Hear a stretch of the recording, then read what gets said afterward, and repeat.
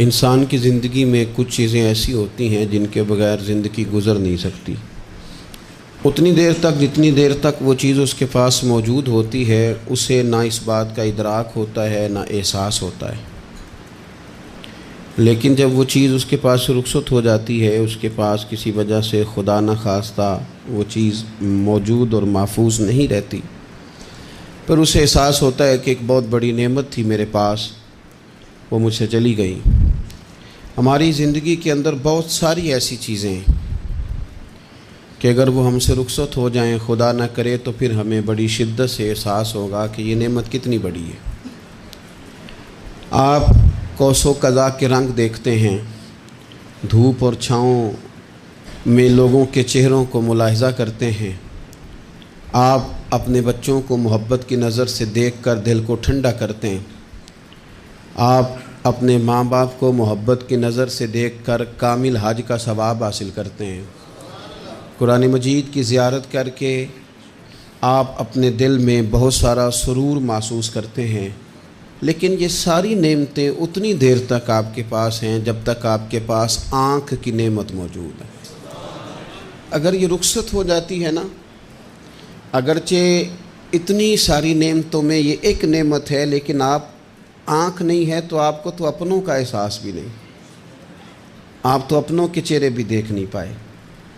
کوئی بھی نعمت جو آپ کے پاس ہے، آپ کبھی محسوس کریں کہ اگر اس نعمت کا وجود ہمارے پاس نہ ہوتا تو ہماری کیفیت کیا ہوتی۔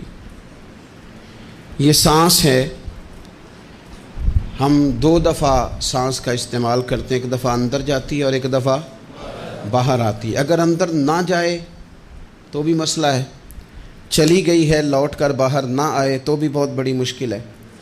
تو اس کا اندر اور باہر جانا یہ زندگی کا احساس ہے۔ اگر کبھی سانس اکھڑنے لگے اور آپ کے سینے میں آپ کی سانس اٹکنے لگے تو ایک بہت بڑی تشویش ہے، ایک بہت بڑی آکسیجن ہے، پوری طرح سے انسان کو قید کر دیا جاتا ہے، اور وہ کہتا ہے کہ میرا تو سارا وجود سلامت ہے، ہاتھ کام کر رہے ہیں، پیر کام کر رہے ہیں، آنکھیں کام کر رہی ہیں، زبان کام کر رہی ہے، سب کچھ ٹھیک ہے، صرف سانس اکھڑ گئی ہے۔ تو انسان محسوس کرتا ہے کہ یہ ساری چیزیں سلامت ہونے کے باوجود میرے کسی کام کی نہیں۔ آپ کے پاس جتنی بھی نعمتیں ہیں ان کو اگر آپ شمار کریں تو کبھی آپ کہیں گے کہ ساری نعمتوں میں آنکھ زیادہ ضروری ہے، کبھی کہیں گے کان زیادہ ضروری ہے، کبھی کہیں گے زبان زیادہ ضروری ہے، کبھی کہیں گے دل زیادہ ضروری ہے، کبھی کہیں گے روح زیادہ ضروری ہے، لیکن میں آپ سے عرض کروں ان ساری چیزوں کے بغیر گزارا ہو سکتا ہے، رسول کائنات کی غلامی کے بغیر گزارا نہیں ہوتا۔ کیوں؟ اس لیے کہ اگر حضور کی شفقت نہ ہو، نبی پاک علیہ السلام کی رحمت نہ ہو، وہ ابن القیم نے ایک جگہ پہ کہا تھا کہ یہ حضور نے ہمیں انسان بنایا ہے، یہ نبی پاک علیہ السلام نے انسانیت کے اسباق پڑھائے ہیں، اخلاقی رویے کیا ہوتے ہیں حضور نے بتلائے ہیں، اگر حضور کا کرم نہ ہوتا تو انسان ایک دوسرے کو کاٹ کے کھاتا۔ یہ حضور نے بتلایا ہے کہ تم نے کس طرح زندگی کو گزارنا ہے۔ محبوب کریم علیہ السلام کا وجود نور ایک ایسی چیز ہے کہ اگر وہ کائنات سے معاذ اللہ سائڈ پہ کر دیا جائے تو اس کائنات کا قائم رہنا کسی صورت بھی ممکن ہے ہی نہیں۔ اسی لیے تو اقبال نے کہا تھا کہ ہو نہ یہ پھول تو بلبل کا ترنم بھی نہ ہو، چمن دہر میں کلیوں کا تبسم بھی نہ ہو نہ یہ ساقی تو پھر میں بھی نہ ہو، خم بھی نہ ہو، اور بزم توحید بھی دنیا میں نہ ہو، تم بھی نہ ہو۔ وہ بڑی بات کہہ گئے ہیں، میں نے بھی اس کو کوئی نہیں کھولنا، کہتے ہیں بزم توحید بھی دنیا میں نہ ہو، تم بھی نہ ہو، خیمہ افلاق کا استادہ اسی نام سے ہے، اور نبض ہستی تپش آمادہ اسی نام سے ہے۔ تو اقبال پھر ہمیں کرنا کیا ہے؟ کہنے لگے کرنا آپ کو یہ ہے کہ قوت عشق سے ہر پست کو بالا کر دے اور دہر میں اسم محمد سے اجالا کر دے، یہ کرنے کا کام ہے۔ اس رستے پہ آپ چل پڑیں میرے بھائی۔ پہلی امتوں کے آپ تذکرے پڑھ لیں، کتابوں میں موجود ہیں، سورہ اعراف کو دیکھ لیں، اس میں بہت ساری چیزوں کا تذکرہ کر دیا گیا ہے، اور بھی قرآن مجید کی بے شمار صورتیں ہیں، آپ ان کو دیکھ لیں، اس پر غور کر لیں۔ جب قومیں نہیں مانتی تھی، انکار کرتی تھیں، تو اللہ تبارک و تعالیٰ انہیں تباہ کر دیتا تھا۔ بات نہیں مانی، ختم ہو گئی۔ ایک مقصد ہے نا جس کے لیے کسی چیز کو بنایا گیا ہے، تو مقصد تخلیق انسانیت کیا ہے کہ وما خلقت الجن والانس الا لیعبدون، جنوں اور انسانوں کو اللہ نے اپنی عبادت کے لیے پیدا کیا، اور ان کو جب عبادت کی دعوت دی گئی، جب انہیں پیغام دیا گیا اللہ تعالیٰ کی توحید کا، انہوں نے نہیں مانا، تو جس مقصد کے لیے بنایا تھا جب اس طرف ہی نہیں آئے۔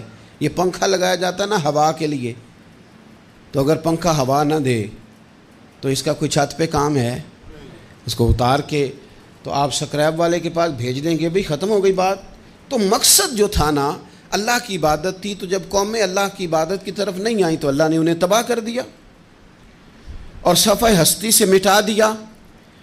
اللہ تعالیٰ کے پیارے محبوب علیہ السلام نے کفار مکہ کو، قریش کو، عالم عرب کو، عالم انسانیت کو دعوت دی، وداعیا الی اللہ باذنہ وسراجا منیرا۔ اس منصب پر فائز ہو کر حضور نے دعوت دی۔ جب انہوں نے دعوت کا انکار کیا، حضور نے انہیں عذاب سے ڈرایا، اللہ کے عذاب سے، چونکہ حضور نذیر ہیں۔ انہوں نے یہ کہا کہ اگر آپ کہتے ہیں نا کہ ہم پر عذاب آئے گا تو پھر آپ وہ عذاب لے آئیں، ہم پہ آئے۔ جب کوئی آدمی منہ سے تباہی مانگے،